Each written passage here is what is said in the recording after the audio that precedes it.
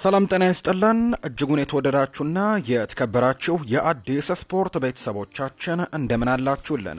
ከእናንተው ከሆነው ከአዲስ ስፖርት የዩቲዩብ ቻናላችን አዳዲስ ስፖርታዊ ጉዳዮችን ልናካፍላችሁ መጥተናል።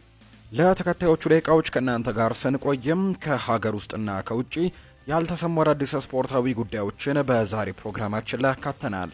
እናንተም ሐሳብ አስተያየቶቻችሁን ኮሜንት ቦክስ ላይ ያሰፈራችሁልን ከኛ ጋር እንድትቆዩ የተለመደ የአክብሮት ግብዣችን ነው።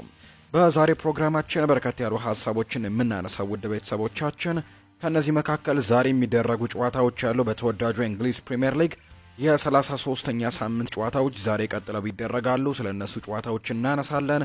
እንዲሁ ከዛ በተጨማሪ ደግሞ ሌሎችንም እንግዲህ የተመለከቱ መረጃዎችንም በስፋት እናነሳለን። የአውሮፓ ታላላቅ ክለቦችን የተመለከቱ የዝውውር ጉዳዮች እየተሰሙ ነው፣ እነሱን እናነሳለን። ትናንትናም እንዲሁ በሳዑዲ ፕሮ ሊግ የተደረገ ጨዋታ አለ።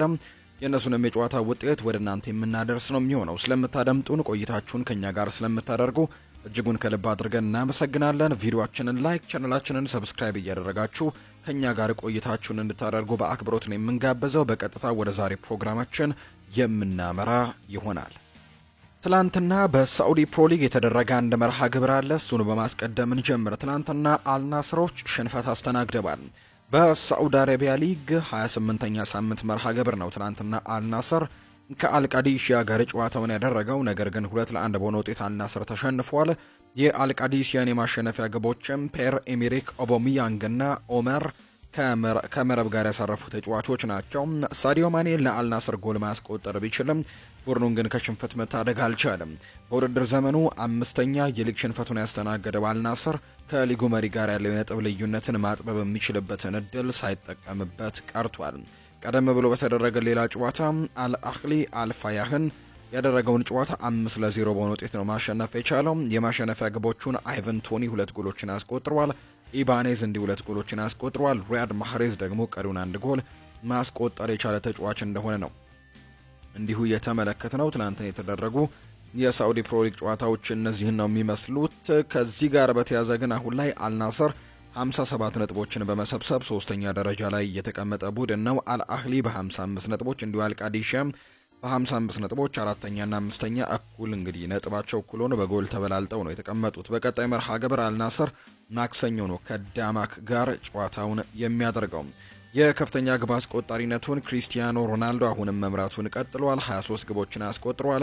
አብድራዛቅ ሐምዳላህ እንዲሁ ደግሞ አይቨን ቶኒም 19 ግቦችን ያስቆጠሩ ናቸው። ካሬም ቤንዜማ 17 አለው። ማርኮስ ሊዮናርዶ 17 ጎሎችን ያስቆጠሩ ተጫዋቾች ናቸው። ሮናልዶ አሁንም ከፍተኛ ግብ አስቆጣሪነቱን መምራቱን እንደቀጠለ ነው የሚገኘው። ትላንትና በሳዑዲ ፕሮ ሊግ የተደረገው ጨዋታ ይህንን ነው የሚመስለው። ዛሬም በተለያዩ ሊጎች ጨዋታዎች ቀጥለው ይደረጋሉ። በሀገራችን የኢትዮጵያ ፕሪሚየር ሊግ 26ኛ ሳምንት ጨዋታዎች ዛሬ ቀጥለው የሚደረጉ ነው የሚሆነው። 2 ጨዋታዎች ይደረጋሉ። ቀን 9 ሰዓት ሲል ወላይታ ዲቻና ሀዲያ ሆሳዕና ጨዋታቸውን ያደርጋሉ። እንዲሁ ደግሞ ምሽት 12 ሰዓት ሲል ወልዋሎ አዲግራት ዩኒቨርሲቲ ከቅዱስ ጊዮርጊስ ጋር የሚያደርጉት ጨዋታ ምሽት 12 ሰዓት ላይ ዛሬ የሚደረግ መርሃ ግብር ነው። በተወዳጁ እንግሊዝ ፕሪሚየር ሊግ የ33ኛ ሳምንት ጨዋታዎችም ዛሬ ቀጥለው የሚደረጉ ይሆናል። ቀን 11 ሰዓት ሲል 4 ያክል መርሃ ግብሮች ይደረጋሉ። ብሬንትፈርድ በሜዳው እንግዲህ ጨዋታውን ያደርጋል። በጂቴክ ኮሚኒቲ ስቴዲየም የሚደረግ ጨዋታ ነው። ብሬንትፈርድ የቶማስ ፍራንኮ ቡድን ከፋቢያን ሆርዚሌሩ ብራይተን ኤንድ ሆቭ አልቢየን ጋር ነው ጨዋታውን የሚያደርገው። ሌላኛው ክሪስታል ፓላስ በሜዳው ሴልኸርስት ፓርክ ቦርንመዝ ጋር ጨዋታውን ያደርጋል። ሮብ ዕለት እንግዲህ ተስተካካይ መርሃ ግብሩን በኒውካስል ዩናይትድ በሰፊ የጎል ልዩነት 5-0 ተሸንፎ እንደነበር የምናስታውሰው ነው። ዛሬ ደግሞ ክሪስታል ፓላስ ከቦርንመዝ ጋር በሴልኸርስት ፓርክ ጨዋታቸውን ያደርጋሉ። ሌላኛው ኤቨርተን በሜዳው ጉዲሰን ፓርክ የፔፕ ጓርዲዮላውን ማንቸስተር ሲቲን የሚያስተናግድበት ጨዋታ እንዲሁ ቀን 11 ሰዓት የሚደረግ ሌላኛው ጨዋታ ነው። ዌስትሃም ዩናይትድ በሜዳው ለንደን ስቴዲየም ከሳውዝሃምፕተን ጋር የሚያደርጉት ጨዋታ እንዲሁ ዛሬ ሌላኛው የሚደረገው የቀን 11 ሰዓት ጨዋታ ነው። የ33ኛው ሳምንት የዕለተ ቅዳሜ የዛሬ የመጨረሻው ጨዋታ ምሽት 1 ሰዓት ከ30 ላይ ይደረጋል። ቪላ ፓርክ ላይ ነው የሚደረገው። የኡናይ ኤሜሪ ዋስተን ቪላ እንዲሁ ከኤዲ ሃው ኒውካስል ዩናይትድ ጋር የሚያደርጉት ጨዋታ ዛሬም የሚጠበቅ ነው። ኒውካስል ዩናይትዶች አሁን ጥሩ ግስጋሴን እያደረጉ ይገኛሉ። 3ኛ ደረጃ ድረስ መምጣት የቻሉበትን አጋጣሚ ተመልክተናል። ዛሬ ደግሞ ጠንከር ያለ ተጋጣሚ ገጥሟቸዋል። ከአስተን ቪላ ጋር ምሽት 1 ሰዓት ከ30 ሲል ጨዋታቸውን ያደርጋሉ። በፍሬንች ሊግ 1 ፓሪስ ሳን ዠርሜን በሜዳው ፓርክ ደስ ፕሪንስስ ምሽት 12 ሰዓት ላይ ከሊ ሃርቬ ጋር ጨዋታውን ያደርጋል። ሞናኮ ከስትራስቡርግ፣ ኦሎምፒክ ደ ማርሴይ ደግሞ ከሞምፔሌ ጋር ነው ዛሬ ጨዋታውን የሚያደርገው። በጀርመን ቡንደስሊጋ አርቢ ላይፕዚግ ከሆልስቴን፣ ኤዲንሃም ከባየር ሚኒክ፣ ቨርደር ብሬመን ከቦኸም፣ ፍራይበርግ ከሆፋይኒየም፣ ማይንስ ከቮልስበርግ እና ኡኒየን በርሊን ከስቱትጋርት ጋር ዛሬ የሚያደርጓቸው መርሃ ግብሮች ናቸው። ትልቁ የሚባለው ጨዋታ እንግዲህ ነገ የሚደረጉ ናቸው። ዛሬ ባየር ሚኒክ ነው ጨዋታውን የሚያደርገው። ሄዲንሃም እና ባየር ሚኒክ ቀን 10 ሰዓት ከ30 ላይ የሚያደርጉት ጨዋታ ዛሬ የሚጠበቀው ጨዋታ ነው። በጣሊያን ሴሪኤም እንዲሁ ጨዋታዎች ይደረጋሉ። ሊቼ እና ኮሞ ጨዋታቸውን ያደርጋሉ። ሞንዛና ናፖሊ፣ ሮማና ቬሮና ዛሬ ጨዋታቸውን ያደርጋሉ። የሞንዛና ናፖሊ ምሽት 1 ሰዓት፣ የሮማና የቬሮና ደግሞ ምሽት 3 ሰዓት ከ45 የሚደረጉ ጨዋታዎች ናቸው። ራዮ ቫይካኖ ከቫሌንሲያ ጋር በስፓኒሽ ላሊጋ ዛሬ ጨዋታቸውን ያደርጋሉ። ባርሴሎና በሜዳው ሴልታ ቪጎን ያስተናግዳል። ይህ ጨዋታ ቀን 11 ሰዓት ከሩብ ላይ የሚደረግ መርሃ ግብር ነው። ማዮርካ ከሌጋኔሽ ጋር ይጫወታል። ላስ ፓልማስ ከአትሌቲኮ ማድሪድ ጋርም ዛሬ የሚያደርጓቸው ጨዋታዎች ናቸው። እነዚህ በአውሮፓ ታላላቅ ሊጎች ዛሬ የሚደረጉ ጨዋታዎች እንደሆኑ ነው የወጣላቸው መርሃ ግብር የሚያሳየው። ሊቨርፑልን የተመለከቱ መረጃዎችን ደግሞ እናንሳ። ኢብራሂማ ኮናቴ የኮንትራት ውሉን ለማጠናቀቅ ወደ መጨረሻው ዓመት እየገባ ሲሆን ኮንትራቱን ለማራዘም የሚደረገው ድርድር ብዙም መሻሻል እየታየበት አይመስልም። በሌላ በኩል ዴን ሆጅሰን የ19 ዓመቱ ስፔናዊ ተከላካይ በኮንትራቱ ውስጥ 50 ሚሊዮን ፓውንድ የሚያወጣ የውል ማፍረሻ እንዳለው ይታወቃል። ይሄ የቦርንመስ ተጫዋች እንግዲህ እሱን ለማስፈረም ለሚቃረቡ ክለቦች ዋጋው ተጋላጭ ያደርገዋል ተብሎ ይጠበቃል።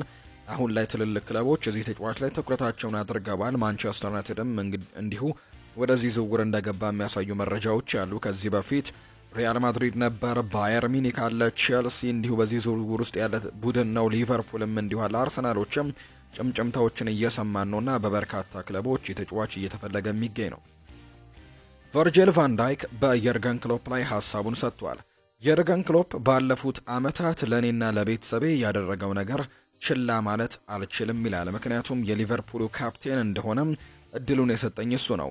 የበለጠ ኃላፊነት ለመሸከም ቀጣዩን እርምጃ እንደምወስድም አድርጎኛል። የሊቨርፑል ካፕቴን ማድረግ ትልቅ ኃላፊነት ነው። ይህንን ኃላፊነት በክብር ተቀብዬዋለሁ፣ እውነትም ወድጄዋለሁ። እንደ ቀላል አድርጌም አላውቅም ሲልም ጭምር ነው እንዲሁ ሀሳቡን የሰጠው ቨርጂል ቫን ዳይክ። አርሰናልን የተመለከቱ መረጃዎችን ደግሞ እናንሳ። ሚኬል አርቴታ ከክለቡ ድጋፍ ይደረግላቸዋል ተብሏል። የሰሜን ለንደኑ ክለብ አርሰናል በሚቀጥለው ክረምት የዝውውር መስኮት የአሰልጣኝ ሚኬል አርቴታን ፍላጎት ለማሟላት መዘጋጀቱ ተገልጿል። አርሰናል በዝውውር መስኮቱ ንቁ ተሳትፎ እንደሚያደርጉና ትልልቅ ዝውውሮች ሊኖሩ እንደሚችሉ ፋብሪዚዮ ሮማኖ ተናግሯል። የማርቲን ዙቤሜንዲ ዝውውር ቅድሚያ እንደሚሰጡት ሲገለጽ፣ አዲስ የፊት መስመር አጥቂም እያስፈርማሉ ነው የተባለው። በሌላ በኩል የፊት መስመር ተጫዋች እንዲሁም ሌሎች የሜዳ ክፍሎችም አርሰናል እንደሚመለከት ነው የተዘገበው። አሰልጣኝ ሚኬል አርቴታ እስካሁን በክለቡ ያልተደረገላቸው ነገር በሚቀጥለው ክረምትም ሊደረግላቸው እንደሚችል ነው እየተገለጸ የሚገኘው። ቡካዮ ሳካ አርሰናል ማንኛውንም ዓለም ላይ የሚገኝ ቡድን በሜዳችንም ሆነ ከሜዳችን ውጪ ማሸነፍ እንደምንችል በቡድናችን አምናለው፣ ይህንን ታያላችሁ ሲልም ነው ሀሳቡን የሰጠው። በቡድናችን ውስጥ ተፈጥሯዊ የፊት መስመር አጥቂ ተጫዋች ምንም የለም። 3 የኋላ መስመር ተከላካይ ስፍራ ተጫዋቾቻችን ጉዳት ላይ ይገኛሉ። ያም ቢሆን ግን በቡድናችን ትልቅ መነሳሳት አለ። ቡድናችን ለድልና ለዋንጫ ተርቧል። በራሳችን ትልቅ እምነት አለን። በዚህ ዓመት የቻምፒየንስ ሊግ ዋንጫን እንደምናሸንፍም ትልቅ እምነት አለኝ። እዚህ ክለብ ውስጥ ቡድናችን፣ አሰልጣኛችንም ልዩ ናቸው ሲልም ጭምር ነው ቡካዮ ሳካ ሀሳቡን የተናገረው። በማይልስ ሉዊስ ስኬሊና በአርሰናል መካከል ለአዲስ ኮንትራት ንግግሮች እየተካሄዱ ነው። መፈረሙ የጊዜ ጉዳይ ብቻ ነው። አንድሪያ ቤርታ የኮንትራቱን ሂደትም ይመራዋል ተብሏል። ተጫዋቹም በአርሰናል እጅግ በጣም ደስተኛ ነው። ሚኬል አርቴታ ሉዊስ ስኬሊ ለወደፊቱ የአርሰናል ወሳኝ ሰው እንደሆነ ያምናል ብሏል ፋብሪዚዮ ሮማኖ በመረጃው። አርቴታ ሀሳቡን ሰጥቷል። የአርሰናል ዋና አሰልጣኝ ሚኬል አርቴታ የቻምፒየንስ ሊግ የመልስ ጨዋታቸውን በሜዳቸው ማድረግ እንደሚመርጡ ነው የተናገረው። ከፓሪስ ሳን ዠርሜን ጋር ስላለባቸው ተጠባቂ የቻምፒየንስ ሊግ ጨዋታ ያነሱት ሚኬል አርቴታ ሁለተኛውን ዙር በሜዳችን መጫወት መርጥ ነበር ሲልም ይናገራል። የዩሮፓ ሊግ ጨዋታዎችን በምሳሌነት የጠቀሱት አርቴታ የመልስ ጨዋታዎች እንግዳ ነገር ሊያስመለክቱን ይችላሉ። ከእንደነዚህ አይነት ሁኔታዎችም መማር ያስፈልጋል ብሏል። ሊቨርፑል በዚህ ሳምንት ሻምፒየን መሆኑን ሊያረጋግጥ ይችላል ተብሎ የተጠየቁት አርቴታ ጨዋታችንን እናሸንፋለን፣ ይሄም አይከሰትም ሲል ነው የተናገረው። ሚኬል አርቴታ ጆርጂኒዮ ለፓሪስ ሰን ዠርሜኑ ጨዋታ ስለመድረሱ እርግጠኛ እንዳልሆነ ተናግሯል። ጆርጂኒዮ ለኢፕስዊች ታውኑ ጨዋታ አይኖርም፣ ሪካርዶ ካላፊዮሪም የሚኖር አይመስለኝም ነው ያለው። ሚኬል አርቴታ ለሊቨርፑል በዚህ ሳምንት የፕሪሚየር ሊግ ሻምፒየን ሊሆን ስለሚችልበት እድል ሲናገሩ የኛዋን ጨዋታ አሸንፈን ያ ነገር እንዳይፈጠር ማድረግ እንችላለን ሲልም ነው የተናገረው። በዚህ ሳምንት አርሰናል ተሸንፎ በአንጻሩ ሊቨርፑል ማሸነፍ የሚችል ከሆነ ሻምፒየን መሆኑን ሊያረጋግጥ እንደሚችል ተያይዞ የቀረበላቸው ጥያቄ ላይ ነው ይህንን ምላሽ የሰጡት። ሚኬል አርቴታ ጆርጂኒዮ ለፓሪስ ሰን ዠርሜኑ ጨዋታ አይደርስም፣ ላይደርስ የሚችልበት እድል ሰፊ ነው። ይሄ ጥያቄ ለዶክተሮች ነው ከባድ፣ እንግዲህ ለእኔ ግን ጉዳዩ ውሳኔ ለሐኪሞች ነው ምትወው፣ እነሱ ሲነግሩኝ ነው ምላሹን ልሰጣችሁ የምችለው ሲሉም ሀሳባቸውን ሰጥተዋል። ቶማስ ፓርቴ ኮንትራቱን ሁኔታ በተመለከተም ጥያቄ ቀርቦላቸው ሲናገሩ በሁሉም ተጫዋቾች ዙሪያ መሻሻሎች አሉ፣ እንዲወሰንና ንግግሮች እንዲደረግ ሌላው ነገር ለአንድሪያ ቤርታ ተወዋለሁ። ቶማስ ፓርቴ በክለቡ ለመቆየት ፍላጎት ይኖረው እንደሆነ ሲጠየቁ ፍላጎታችን ግልጽ ነው፣ አስፈላጊ እርምጃዎች እንዲወሰዱ ነገሮችን ለአንድሪያ ቤርታና ለክለቡ ትቻለሁ ሲልም ነው የተናገረው። ሚኬል አርቴታ ሪካርዶ ካላፊዮሪን በተመለከተ ሲናገሩ ነገሮች በጥሩ ሁኔታ የሚሄዱ ከሆነ በፓሪስ ሰን ዠርሜኑ ጨዋታ ላይ የሚመለስ ይመስለኛል። ምናልባትም ከዛ በፊትም ሊደርስ ይችላል። አብረን ነው የምንመለከተው። ሜዳ ላይ በርካታ ስራዎችን እየሰራ ነው። በጥሩ ሁኔታም እንዲመለስ ትክክለኛ እርምጃዎችን ለመውሰድም እየሞከርን ነው ሲልም ነው የተናገረው። ከዚህ በኋላ እንግዲህ ከፊት ለፊት ያሉንን ጨዋታዎች በሙሉ በወጥነት ማሸነፍ ይጠበቅብናል ሲልም ሚኬል አርቴታ እንዲሁ ተናግሯል። ስለ ካይ ሃቨርትስም እንዲሁ ከፓሪስ ሰን ዠርሜኑ ጨዋታ ጋር ይደርስ እንደሆነ ተጠይቀው ነበር። እሱ ጨዋታ በጊዜ የሚደርስበት ይመስለኛል፣ ነገር ግን ከተጠበቀው ጊዜ በላይ በቶሎ ይመለሳል በሚለው ላይ መወራረድ ቢኖርብኝ መልሴ አዎ ነው። ጂም ውስጥ እየሰራ ያለበት መንገድን ካየ ለረጅም ጊዜ ልትገድበው አትችልም ነው ያለው። ሚኬል አርቴታ የአንድሪያ ቤርታ መምጣት እቅዶችን ቀይሮ እንደሆነ ሲጠየቁ አዎ በነዛ ጉዳዮች ላይ ከሱ ጋር ተነጋግረናል። ተጨማሪ ሀሳቦች፣ እቅዶችና ጥሩ ሰርፕራይዞች እንደሚኖሩ ተስፋ እናደርጋለን። ልምዱ፣ የፈጠራ ብቃቱና ሀሳቦቹ ትክክለኛ ውሳኔዎችን እንድንወስድም ይረዳናል ብሏል። ማርቲን ዙቢሜንዲ ቅድሚያ የሚሰጠው ጉዳይ ሪያል ማድሪድን መቀላቀል ነው ተብሏል። ማድሪዶች እሱ ላይ ፍላጎት አላቸው፣ እንዲሁም እቅዳቸውንም እንደነገሩት ጭምር ነው የተዘገበው። ዳረን ፍሌቸር ስለ ሉዊስ ስኬሊ ይናገራል። ሉዊስ ስኬሊ ሲጫወት ስትመለከት በፍጹም የ18 ዓመት ልጅ ነው ብዬ ማመን ይከብደኛል። ሉዊስ ስኬሊ በሳንቲያጎ ቤርናቢው ላይ ያሳየው ብቃት የማይታመን ነው። እዚህ እንግዲህ ሜዳ ወይም ቤርናቢው ላይ ለመጀመሪያ ጊዜ የተጫወተ ሳይሆን እዚህ ሜዳ ላይ 300 ጨዋታዎችን የተጫወተ ነበር የሚመስለው። አንድሪያ ቤርታ ወደ አርሰናል ከመምጣታቸው በፊት አርሰናል በክረምቱ አሌክዛንደር ኢሳክን ነበር ሙሉ ትኩረቱ። አሁን ላይ ግን ሙሉ ፍላጎቱ ቪክተር ዮከርሽ ላይ እንደሆነ ነው መረጃዎቹ እየጠቆሙ የሚገኙት። ማንቸስተር ዩናይትድን የተመለከቱ መረጃዎችን እናንሳ። ማንቸስተር ዩናይትድ ከፈላጊዎቹ መካከል አንደኛው ሆኗል። የእንግሊዙ ክለብ ማንቸስተር ዩናይትድ ስፔናዊውን ወጣት የመሃል ተከላካይ ዴን ሆይችሰንን ማስፈረም ከሚፈልጉ በርካታ የእንግሊዝ ክለቦች መካከል አንደኛው ነው። ዴን ሆይችሰንን ከሚፈልጉት በርካታ የፕሪሚየር ሊግ ክለቦች መካከል 4 ክለቦች የዴን ሆይችሰንን የውል ማፍረሻ ሂሳብም ለመክፈል ፈቃደኛ መሆናቸውን አሳውቀዋል። ስፔናዊው የ20 ዓመት ወጣት የመሃል ተከላካይ ዴን ሆይችሰን 58 ሚሊዮን ፓውንድ የውል ማፍረሻ አንቀጽም አለው በቦርንመስ። ዘጋቢው የስፔኑ ተነባቢ ጋዜጣ ሬሌቮ ነው። በሩበን አሞሪም ዘንድ ተፈላጊውና የቦርንመዙ ባለተሰጥኦ ተጫዋች የሆነው አንቷን ሴሜኒዮ ክለቡ እንግዲህ 70 ሚሊዮን ፓውንድ ዋጋ ለጥፎበታል። ሩበን አሞሪም ከሚፈልጓቸው ተጫዋቾች መካከል አንዱ እንደሆነ ደግሞ የሚታወቅ ጉዳይ ነው። አንድሬ ኦናና ጥሩ ነገርን ሰርቷል ብለዋል አሰልጣኝ ሩበን አሞሪም። የማንቸስተር ዩናይትድ ዋና አሰልጣኝ የሆኑት ሩበን አሞሪም በእሁዱ የወልቭስ ጨዋታ ላይ ደጋፊው ያስፈልገናል በማለትም ይጠይቃሉ። ወልቭስ ጥራት ያላቸው ተጫዋቾች አሏቸው ያሉት ሩበን አሞሪም ማቲያስ ኩኛህን መጥቀስ ይቻላል፣ ሌሎችንም እንደዛው ብለዋል። ጨዋታው ከባድ እንደሚሆን እናውቃለን፣ ስለዚህ ደጋፊዎቻችን ያስፈልጉናል ሲሉም አሰልጣኙ ይናገራሉ። በጨዋታው የተጫዋቾች ለውጥ ሊኖር እንደሚችል የጠቆሙት ሩበን አሞሪም ቺዶ ኦቢ ማርቲን ተጨማሪ የጨዋታ ሰዓትም ያገኛል ሲሉ ነው የተናገሩት። አንድሬ ኦናና ጥሩ ስራን ሰርቷል፣ ጥሩ ጨዋታንም አሳልፏል። ለሱ በጣም ደስተኛ ነኝ፣ ምክንያቱም አስቸጋሪ ጊዜ ነበረው፣ ነገር ግን ወደፊት መጓዝ አለብን ሲል ነው አሰልጣኝ ሩበን አሞሪም ሀሳቡን እየሰጠም የሚገኘው። ማቲያስ ኩኛህን ደጋግመው ስሙን ስለመጥራትም የጠየቁት ሩበን አሞሪም እሱ ብዙ ግቦችን ስለሚያስቆጥር ነው በምሳሌነት ያነሳውት ሲሉም ነው እንዲሁ የተናገሩት አሰልጣኝ ሩበን አሞሪም። የኦሎምፒክ ሊዮኑ ተጫዋች የሆነው ማሊክ ፎፋና አንድ ሀሳቡን ሰጥቷል። እኛ ጨዋታው አልቋል ብለን አስበን ነበር፣ ለእነሱ ግን ጨዋታው አልተጠናቀቀም ነበር። ይሄ ጨዋታ መቼም የምረሳው አይመስለኝም ሲልም ነው ማሊክ ፎፋና ሀሳቡን የሰጠው። በተለይ በማንቸስተር ዩናይትድ የተቀለበሰውን ጨዋታ አስመልክቶ የሰጠው ሀሳብ ነውና እንደዚህ አይነት ነገር አይቶ እንደማያውቅ እጅግ አስገራሚ ውጤት እንደተመዘገበም ጭምር ነው ማሊክ ፎፋና የተናገረው። ሩበን አሞሪም ስለ ወልቭሱ አሰልጣኝ ቪቶር ፔሬራ ይጠየቅና ምላሽ ሰጥቷል። እኔ እንደማስበው እሱ በጣም ጥሩ ስራን እየሰራ ነው። እሱ በ3-4-3 ፎርሜሽን የሚጫወተው። እሱ እንደ ማቲያስ ኩኛ በጣም ድንቅ ጥራት ያላቸው ተጫዋቾች አሉት። ማቲያስ ኩኛ በማንቸስተር ዩናይትድ እና በሩበን አሞሪም ከሚፈለጉ ተጫዋቾች መካከል ዋነኛው እንደሆነ እንግዲህ ተደጋጋሚ ጊዜ እኛም ስናነሳው እንደነበር የምናስታውሰው ነውና አሰልጣኝ ሩበን አሞሪምም በጋዜጣዊ መግለጫቸው ላይ ተደጋጋሚ ጊዜ እንግዲህ ማቲያስ ኩኛን ሲያደንቁ እንግዲህ ተሰምተዋል።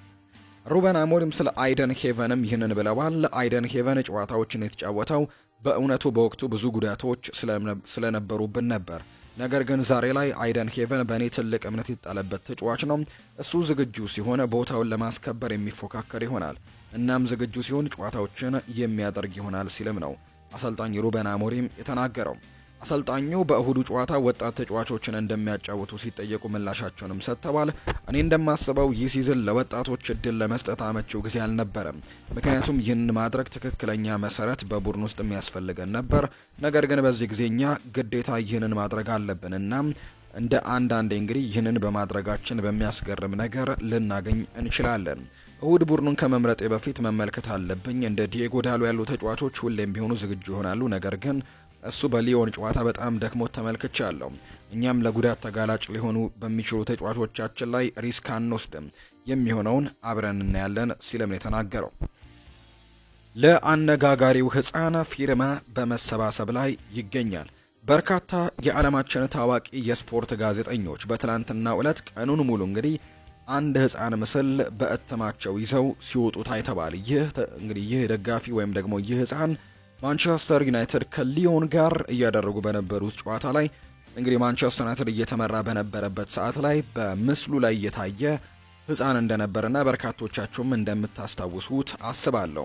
እንግዲህ እልፍ የእግር ኳስ ቤተሰቦች በማህበራዊ ሚዲያ ዘንድም የታዳጊውን ልጅ ምስል ሲቀባበሉትም ታይተዋል።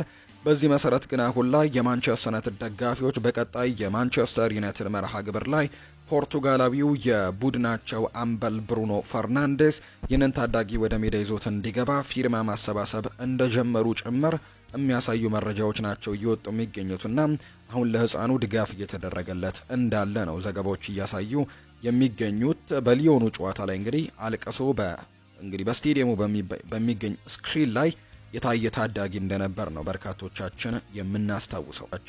ማንቸስተር ሲቲን የተመለከቱ መረጃዎችን ደግሞ ወደ እናንተ የምናደርስበት ሰዓት ነው። ውድ ቤተሰቦቻችን ሲቲ የተጫዋቹን ግልጋሎት አያገኝም።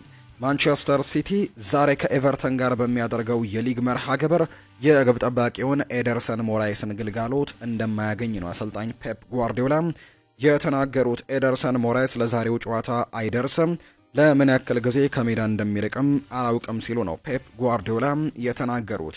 በሌላ በኩል ፊል ፎደን ወደ ልምምድ መመለሱን የገለጹት አሰልጣኝ ፔፕ ጓርዲዮላ ማኑኤል አካንጂ በተመሳሳይ በጨዋታው ላይ ሊሳተፍ ይችላል ሲሉም እንዲሁ ሀሳባቸውን ሰጥተዋል። ጆን ስቶንስና ናታናኪ ለጨዋታው እንደማይደርሱ ነው አሰልጣኙ የጠቆሙት። የጠባብ ሜዳ ክፍሎች ላይ የፊል ፎደን አይነት ጎበዝ ተጫዋች ተመልክቼ አላውቅም ብሏል የቡድን አጋሩ ማቴዮ ኮቫቺች ነው ይህንን ሀሳብ የሰጠው። ክሮኤሽያዊው የማንቸስተር ሲቲ የመሃል ሜዳ ተጫዋች የሆነው ማቴዮ ኮቫቺች የቡድን አጋሩ ፊል ፎደን በጠባብ ቦታዎች ትልቅ ተሰጥኦ እንዳለው ይናገራል። ማንቸስተር ሲቲ ከአንድ ዓመት በፊት የተቀላቀለው የቀደመው የቼልሲና የማድሪድ ተጫዋች የነበረው ክሮኤሽያዊው ማቴዮ ኮቫቺች ከበርካታ ኮከብ ተጫዋቾች መጫወቱ የሚታወስ ሲሆን በጠባብ ቦታዎች ግን ለሱ ከፊል ፎደን የተሻለ ተጫዋች እንደሌለም ይናገራል። እዛ መጫወትን አልወድም፣ አስቸጋሪ ቦታ ነው ያለው ማቴዮ ኮቫቺች ቦታው ላይ ተጫውቼ አውቃለሁ፣ በዛ ኳስን ለመቀበልና ለመዞር ይከብዳል፣ ፍጹም መሆን ይፈልጋል ሲልም ነው እንደተናገረው። ፊል ፎደን በዚህ የተካነና ያስመሰከረ ተጫዋች እንደሆነ እርግጠኛ ነኝ።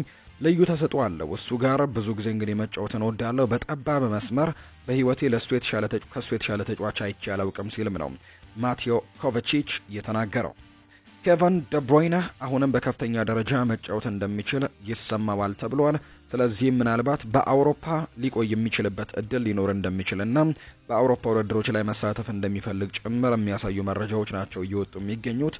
ነገር ግን ከሳዑዲ ፕሮ ሊግ እና እንዲሁ ደግሞ ከአሜሪካ ክለቦችም ጥያቄዎች እየቀረቡለት ነው። በተለይ ከሳዑዲ የክሪስቲያኖ ሮናልዶ አልናሰር እንዲሁ ደግሞ ከሜጀር ሊግ ሶከር ክለቦች ደግሞ የሊዮኔል ሜሲው ኢንተር ማያሚ ይህንን ተጫዋች ለማስፈረም ፍላጎት እንዳላቸው ዘገባዎች ያሳያሉ። ነገር ግን ተጫዋቹ በከፍተኛ ደረጃ አሁንም መፎካከር እንደሚችልና በአውሮፓ ውድድሮች ላይ ለመቆየትም ፍላጎቶች እንዳሉት ጭምር የሚያሳዩ መረጃዎች ናቸው እየወጡ የሚገኙት። የኬቨን ደብሮይነ የወደፊት እንግዲህ እልባት ያገኛል ተብሎ ይጠበቃል። በቅርብ ጊዜዎች ውስጥም ያኔ ውሳኔውን ወደ እናንተ የምናደርስ ነው የሚሆነው።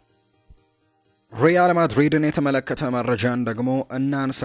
በማድሪድ ውጥረት መንገሱ ተነገረ። ሪያል ማድሪድ በአርሰናል ተሸንፎ ከቻምፒየንስ ሊግ ከተሰናበተ ወዲህ በክለብ ውስጥ ከፍተኛ ውጥረት መንገሱ ተነግሯል።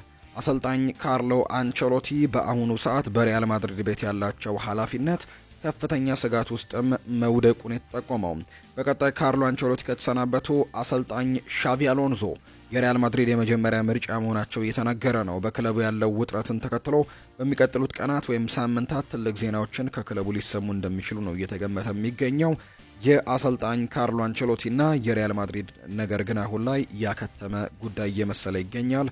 ወይም ደግሞ አሰልጣኙ ከሪያል ማድሪድ ሊሰናበት የሚችልበት እድል በጣም ሰፊ ነው። በአርሰናል ሽንፈት ከደረሰባቸው በኋላ በሪያል ማድሪድ ቤት የተለያዩ ነገሮች እየተሰሙ ይገኛሉ። በጨዋታው ላይ ምንም አይነት የታክቲክ ዝግጅት እንዳላደረጉ፣ እንዲሁ ጨዋታውን ብቻ ለማሸነፍ በሞራል እንዲገቡ ብቻ እንዳደረጓቸው፣ እንዲሁ ደግሞ የታክቲካል ጉዳዮችን እንዳልሰሩ፣ በዚህም በተጫዋቾቹ ዘንድም እንግዲህ የካርሎ አንቸሎቲ ተቀባይነት እያጡ እንደመጡ የሚያሳዩ መረጃዎች በስፋት እየወጡ ይገኛሉ። ስለዚህ ዶን ካርሎ አሁን ላይ ከሪያል ማድሪድ የመሰናበታቸው እድል በጣም ሰፊ ይመስላል። የኬሊያን ኤምባፔ ክለብ ወደ ታችኛው ሊግ ወርዷል። በሪያል ማድሪድ የፊት መስመር ተጫዋች ኬሊያን ኤምባፔ ባለቤትነት የተያዘው የፈረንሳዩ ኮን ክለብ ወደ ሀገሪቱ ሶስተኛ ሊግ መውረዱ ተረጋግጧል።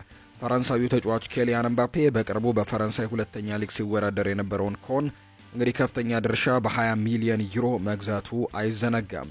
የኤምባፔው ክለብ ኮን አሁን ላይ ከፈረንሳይ ሁለተኛ ሊግ ወደ ሶስተኛ ሊግ በታሪኩ ለመጀመሪያ ጊዜ መውረዱ ነው የተገለጸው። ከኤምባፔ ጋር በተያያዘ ግን አንድ ጉዳይን እናንሳ።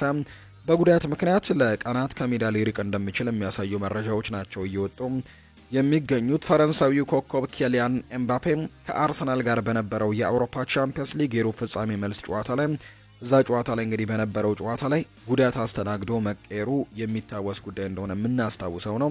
ያስተናገደው ጉዳት ደግሞ የቁርጭምጭሚት ጉዳት እንደሆነ እየተገለጸ ይገኛል። ምናልባትም ለ8 ቀናት ከሜዳ እንደሚርቅ ነው ዘገባዎች የሚያሳዩት። ኤምባፔ ለኮፓ ዴልሬ የፍጻሜ ጨዋታ ይደርሳል ተብሎ እንደሚጠበቅ ግን በስፔን የሚገኙ የሚዲያ አውታሮች እየዘገቡት ይገኛሉ። ግብ ጠባቂ አንድሪያ ሉኒን በትላንትናው ዕለት ከዋናው ቡድን ጋር በአንድ ላይ ልምምድ ማድረግ ችሏል። ከጉዳትም መመለሱ ነው አሁን ላይ እየተገለጸ የሚገኘውና ቀጣይ አንድሪያ ሉኒን ለሪያል ማድሪድ ግልጋሎቱን መስጠት ይችላል። ኤደር ሚሊታው ከጉዳቱ ለማገገም የመጨረሻዎቹ ደረጃዎች ላይ ይገኛል ተብሏል። እናም አሁን ላይ ደግሞ የክለቦች የዓለም ዋንጫ ላይ ለመሳተፍ ተስፋ ማድረግ መጀመሩ ነው የሚገለጸው። የሪያል ማድሪድ ቴክኒካል ስታፍ አባላትም በዚህ ሰዓት ኤደር ሚሊታው በክለቦች የዓለም ዋንጫ የሪያል ማድሪድ የቡድን ስብስብ ውስጥም እንደሚኖር እርግጠኛ መሆናቸውን ነው ማርካም እየገለጸም እንዲሁ የሚገኘው። የሽኝት ፕሮግራም ይደረግለታል ተብሎ ይጠበቃል። ይህ ሽኝት ፕሮግራም የሚደረገው ለትሬንት አሌክዛንደር አርኖልድ እንደሆነ ነው ታማኙ ጋዜጣ ቴሌግራፍ መረጃውን ያወጣው። የእንግሊዙ ክለብ ሊቨርፑል ለእንግሊዛዊው የቀይ መስመር ተጫዋች የሆነው ትሬንት አሌክዛንደር አርኖልድ በመጨረሻ የሊጉ ጨዋታ ሽኝት ይደረግለታል ብሎ እንደሚያስብ ነው ቴሌግራፍ የዘገበው። ሊቨርፑል በፕሪሚየር ሊጉ መጨረሻ ጨዋታ ከክሪስታል ፓላስ ጋር ከሚያደርገው ጨዋታ በኋላ ለተጫዋቹ የሽኝት ፕሮግራም እንደሚደረግ ይጠበቃል ብሎናል ቴሌግራፍ በመረጃው። ተጫዋቹ ወደ ሪያል ማድሪድ የማቅናቱ ዕድል አሁን ላይ እየሰፋ እየመጣ ነው። ስፔናዊው አማካይ ማርቲን ዙቢሜንዲ በክረምቱ የዝውውር መስኮት ወደ ሪያል ማድሪድ መሄድን ቅድሚያ ሰጥቷል። ሪያል ማድሪድ ተጫዋቹን ለማስፈረም ከአሁን በፊትም ፍላጎት እንዳለው የተገለጸ ሲሆን እቅዶቻቸውንም ለማርቲን ዙቢሜንዲ አስረድተውታል ተብሏል ብሏል ሳንቲ አውና መረጃውን ሲያጋራ ሪያል ማድሪድ በመጪው የዝውውር መስኮት ተፈጥሯዊ 9 ቁጥር አጥቂ የሚያስፈርምበት እንግዲህ የቡድኑን መዋቅር አዲስ አሰልጣኝ ስር ለኤምባፔ ተመቼ ይሆናል ብሎ ያምናል ተብሎ እንደሚጠበቅ ነው መረጃዎቹ እያሳዩ የሚገኙት። የካምፕ ኑ ስቴዲየም እድሳት መቼ ነው የሚጠናቀቀው? በእድሳት ላይ የሚገኘው ካምፕ ኑ ስቴዲየም መጫወቻ ሜዳ ሳር ንጣፍ ስራ እንግዲህ በሚቀጥለው ሳምንት እንደሚጀመር በይፋ ተገልጿል። የካምፕ ኑ ስቴዲየም በአጠቃላይ እድሳት ከወራት በኋላ መስከረም ወር ላይ ይጠናቀቃል ተብሎ እንደሚጠበቅ ዘ አትሌቲክ ዘግቧል። ይህንን ተከትሎ ባርሴሎና የመጀመሪያ የሊግ ጨዋታቸውንም በካምፕ ኑ ስቴዲየም ላያደርጉ እንደሚችሉ የተገለጸው። ባርሴሎና ላሊጋው የሊጉ የመጀመሪያ ጨዋታ ከሜዳ ውጭ ሆኖ መርሃ ግብር እንዲወጣለትም ሊጠይቅ እንደሚችል ጭምር ነው እየተገለጸ የሚገኘው። ኢንተር ሚላን ተጫዋቹ ጉዳት አጋጥሞታል። የጣሊያን ሴሪኤው ክለብ ኢንተር ሚላን ወሳኝ የፊት መስመር ተጫዋቹን ጉዳት እንዳጋጠመው ነው የተገለጸው። ኢንተር ሚላን ተጫዋቹ በተደረገለት የሕክምና ምርመራም የጡንቻ ጉዳት እንዳጋጠመው መረጋገጡ ይፋ ሆኗል። ማርከስ ቱራም ነው የተጫዋች። ማርከስ ቱራም ኢንተር ሚላን እሁድ ከቦሎኛ ጋር የሚያደርገው የሊግ መርሃ ግብር እንደሚያመልጠው ነው የተረጋገጠው። ኢንተር ሚላን ከ5 ቀናት በኋላ ከኤሲ ሚላን ጋር የኮፓ ኢታሊያ ግማሽ ፍጻሜ እንዲሁም ከ12 ቀናት በኋላ ደግሞ ከባርሴሎና ጋር የቻምፒየንስ ሊግ ጨዋታዎችም እንዳሉባቸው ይታወቃልና ለእነዚህ ጨዋታዎች ይደርስ ሲሆን በርካቶች የሚጠይቁት ነው። ሊዮኔል ሜሲ ስለ 2022 የዓለም ዋንጫ ተጠይቆ ምላሹን ሰጥቷል። በጊዜው እያንዳንዱን ጨዋታን ሳደርግ በሚፈጠረው ነገር እየተዝናናሁ ነበር። ነገር ግን ከሁሉም ጨዋታዎች የማረሳው ከሜክሲኮ ጋር ያደረግነው ነው። ምክንያቱም ያ ጨዋታ ለኛ በጣም አስፈላጊ ነበር ሲል ነው ሊዮኔል ሜሲ የተናገረው። ሁሉንም ዋንጫዎች እንግዲህ እንዳሸነፍን ፈጣሪ ስለረዳኝና ስኬታማ እንዳደረገኝም አስባለሁ ሲል ነው የተናገረው። አሁንም ዋንጫ ማሸነፍ መፋለሜንና መፎካከሬን እቀጥላለሁ። ምክንያቱም ይሄ ለኔ መገለጫ ነው። እስከ መጨረሻው ድረስ ዋንጫ ማሸነፍና መፎካከሬን እቀጥላለሁ ሲል ነው የተናገረው። ስለ ላሚን ያማል ሲናገር ላሚን ያማል በአውሮፓ ዋንጫ ላይ ያሳየው እንቅስቃሴ አስገራሚ ነበር። በ17 ዓመቱ ጥሩ ነገር እያሳየ ነው። አሁን ላይ ግን እሱ በዚህ እድገቱ ላይ የተወሰነ ነገር እየጨመረ ቢሄድ የዓለማችን ምርጥ ተጫዋች እንደሚሆን አልጠራጠርም ሲል ነው ሊዮኔል ሜሲ ስለ ላሚን ያማል ሀሳቡን እንዲሁ የሰጠው። ሌላኛው የምናነሳው ሀሳብ ደግሞ ከቼልሲ ጋር የተያዘ ነው። አሰልጣኝ ኤንዞ ማሬስካን በተመለከተ የተለያዩ ሀሳቦች ይሰጣሉ። አሁን ላይ ከቦርዱ ድጋፍ አለኝ ብለዋል አሰልጣኝ ኤንዞ ማሬስካ። የሰማዮቹ ዋና አሰልጣኝ ኤንዞ ማሬስካ አሁን ላይ በክለቡ ኃላፊዎች ድጋፍ እንዳላቸው ለጋዜጠኞች በሰጡት ቃል ላይ ይፋ አድርገዋል። አሰልጣኝ ኤንዞ ማሬስካ ቡድናቸው በውጤት ማጣት ውስጥ ቢሆንም አሁንም ግን ከክለቡ ቦርድ ድጋፍ እንዳለኝ ይሰማኛል ሲሉ ነው የተናገሩት። ሰማዮቹ ካለፉት 15 የፕሪሚየር ሊግ ጨዋታዎች ማሸነፍ የቻሉት 5ቱን ነው። ለኮንፈረንስ ሊግ ግማሽ ፍጻሜ የበቃው ቼልሲ በስታንፈርድ ብሪጅ እንግዲህ በሊጋ ዋርሶ ሽንፈት እንደገጠማቸውም ይታወሳል። ቼልሲ በሊጉ በ54 ነጥቦች 6ኛ ደረጃ ላይ መቀመጡንም እንዲሁ የምናስታውሰው ጉዳይ ነው። ከአውሮፓ ውድድሮችም ሊወጡ ከጫፍ እንደደረሱ የሚያሳዩ መረጃዎች ናቸው አሁን ላይ እየወጡ የሚገኙት። ኤንዞ ማሬስካ በክለቡ ትክክለኛ መሪ ተጫዋች የለም ሲልም ተናግሯል። በእርግጠኝነት ያ ነገር ያስፈልገናል፣ ከሌለ ደግሞ መሞከርና ማካተት ያስፈልገናል። ሪስ ጄምስ የተሻለ እየሰራ ነው። ሌሎችም መሪነትን ጥረት እያደረጉ ያሉ 2 እና 3 ተጫዋቾች አሉ። ነገር ግን በቡድን ውስጥ እውነተኛ ትክክለኛ መሪ ሲኖር ክለቡን መምራት ቀላል ይሆናል ሲልም ጭምር ነው አሰልጣኝ ኤንዞ ማሬስካ ሀሳቡን እየሰጠ የሚገኘው። ኤንዞ ማሬስካ ለእሁዱ ለንደን ደርቢ ጨዋታ መግለጫ ሰጥተዋል። ሮሚዮ ላቪያ ለእሁዱ ጨዋታ ዝግጁ እንደሆነ ተናግረዋል። ሞይስ ካይሴዶ፣ ኤንዞ ፈርናንዴዝ፣ ኖኖ ማንድዌኬ፣ ፔድሮ ኔቶና የመሳሰሉት ዋና ዋና ተጫዋቾች እንግዲህ ይዞ ያልገባው ትንሽ እረፍት ለመስጠት እንደሆነም ተናግሯል።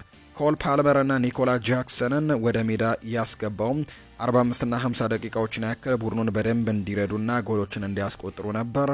ያስመዘገቡት ውጤት ግን በጣም የሚያስከፋ ቢሆንም ወደ ቀጣዩ ዙር ተሸጋግረናል ብለዋል። ወደ ቀጣዩ ዙር ስለ ሳንቶስ እና ስለ ጄደን ሳንቾም ሲናገሩ አሁን ላይ ማውራት የምፈልገው በዚህ የውድድር ዘመን ምን ደረጃ ይዘን እንጨርሳለን በሚለው ጉዳይ ላይ ነው። ስለ ቀጣዩ የውድድር ዘመን እያሰብን አይደለም ሲሉ ነው አሰልጣኝ ኤንዞ ማሬስካ ሀሳባቸውን እንዲሁ የሰጡት።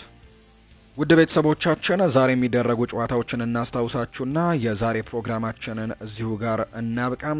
እንግዲህ ዛሬ የሚደረጉ ጨዋታዎች እንዳሉ ቀደም ብለን መግለጻችን ይታወሳል። በኢትዮጵያ ፕሪሚየር ሊግ ዛሬ 2 ጨዋታዎች ይደረጋሉ ብያችኋለሁ።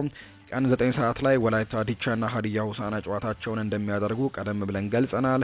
ሌላኛው ምሽት 12 ሰዓት ላይ የሚደረገው ደግሞ ቅዱስ ጊዮርጊስን ከወልዋሎ አዲግራት ዩኒቨርሲቲ ጋር የሚያገናኘው ጨዋታ ነው። እነዚህ ጨዋታዎች እየተደረጉ የሚገኙት አሁን ላይ የኢትዮጵያ ፕሪሚየር ሊግ እየተደረገ የሚገኘው በሐዋሳ ዩኒቨርሲቲ ስቴዲየም ነው። 26ኛው ሳምንት ላይ ደርሷል። ኢትዮጵያ መድን ሊጉን እየመራ የሚገኝ ቡድን ነው። እነዚህ ሁለት ጨዋታዎች ደግሞ የ26ኛው ሳምንት የመክፈቻ መርሃ ግብሮች ናቸው። ትናንትና ነበር ይጀምራል ተብሎ የታሰበው፣ ነገር ግን በሐዋሳ እየጣለ በሚገኘው ከባድ ዝናብ ምክንያት እንግዲህ ጨዋታዎቹ ወደ ዛሬ መተላለፋቸው ነው የተገለጸው። ዛሬ ሁለቱ ጨዋታዎች የሚደረጉ ነው የሚሆነው።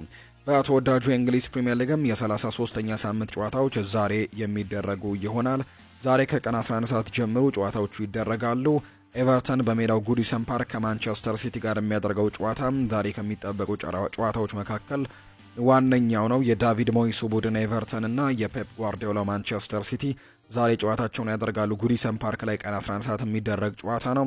ሌላኛው ዌስትሃም ዩናይትድ ከሳውዝሃምፕተን ጋር የሚያደርጉት ጨዋታ ነው። ሳውዝሃምፕተን ከሊጉ መውረዱን ያረጋገጠ ቡድን ነው። ዛሬ ግን ከዌስትሃም ዩናይትድ ጋር ጨዋታውን ያደርጋል። እንግዲህ መጥፎ ሪከርድ ላለማስመዝገብም የሚደረግ ጨዋታ ነው። ሳውዝሃምፕተኖች እንግዲህ አሁን ላይ በዚሁ ነጥብ የሚወርድ ከሆነ በሊጉ ታሪክ ዝቅተኛ ነጥብ ይዞ የወረደው ቡድን ነው የሚሆነው። 10 ነጥብ ነው ያላቸው። ሪከርዱ ደግሞ በደርቢ ካውንቲ የተያዘ እንደሆነ ይታወቃልና 11 ነጥቦች ነበር። እሱን ለማሻሻል ነው አሁን ሙከራዎችን እያደረጉ የሚገኙት።